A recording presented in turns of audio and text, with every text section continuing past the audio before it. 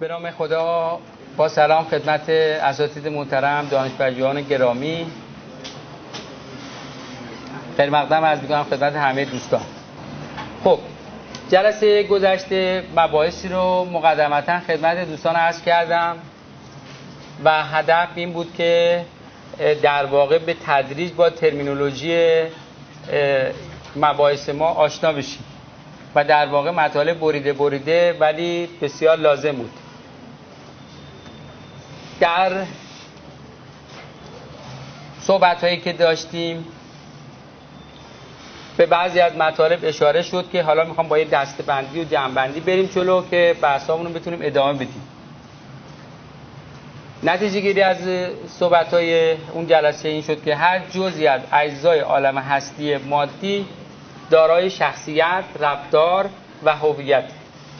خب شخصیت رو نحوه تظاهر و تجلی هر جزئی از اجزای هستی در اکوسیستم تعریف کردیم.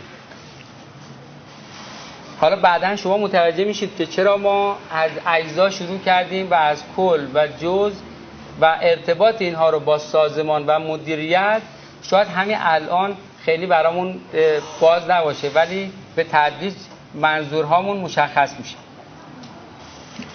هیچ جزئی به تنهایی دارای شخصیت، رفتار و هویت نیست و فقط در رابطه با سایر اجزاست که خصوصیات فوق پیدا میشه. یعنی اگر یک ذره به تنهایی در عالم هستی باشه دیگه لازم نیست راجع به شخصیت، رفتار، هویت تعریف بکنیم. یک شخصیت میتونه از شخصیت‌های اجزای ریزتری تشکیل شده باشه.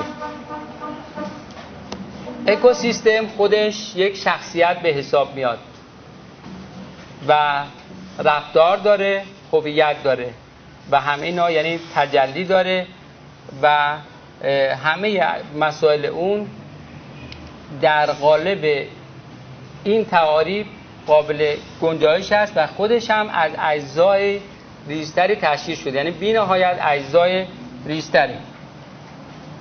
بنابراین با توجه به اصول قبلی که توضیح دادیم که هیچ شخصیتی به تنهایی قابل تعریف نیست، پس کل این اکوسیستم هم باید در حاشیه خودش اکوسیستم های دیگری یا اکوسیستم دیگری داشته باشه که این آمادگی برای بحث جهان‌های موازی و اینها در یه جای دیگر رو اینجا تو پرانتز میتونیم داشته باشیم. یک سازمان شخصیت مستقلی به حساب میاد که دارای شخصیت زیر مجموعه خودش هست. هر شخصیتی یک موجود زنده به حساب میاد. حالا یواشاش متوجه میشین که بعدا میبینیم که سازمان زنده است، برای خودش شخصیت داره، هویت داره و رفتار داره و هوش سازمانی، عقل سازمانی و خیلی مطالب دیگه که وارد میشیم.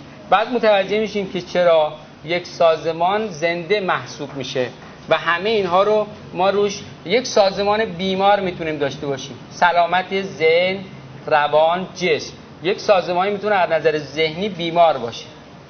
خب شاید الان تعجب بکنیم که چگونه ممکنه که همچین چیزی باشه. خب حالا همه سازمان ها در خدمت زندگی هستند و بدون وجود آن سطح از زندگی سازمان معنایی نخواهد داشت. حالا وقتی میگیم زندگی، یک ذره هم زنده است، منتها در سطح خودش. خب و از نظر ما در واقع اونها زنده به حساب نمیان وگرنه یک ذره هم برای خودش زنده است. باد و خاک و آب و آتش زنده اند، با من و تو مرده با حق زنده اند. و در واقع همه اجزا در سطح خودشون دارای زندگی و اکتیویتی و فعالیتی هستند که حالا و دارای خصوصا شعور. بحث شعور که وارد بشیم بعد می‌بینیم که ما همه چیز شعور داره. جمله به اصطلاح اون چیزی که در جهان هستی وجود داره دارای شعوری هستند.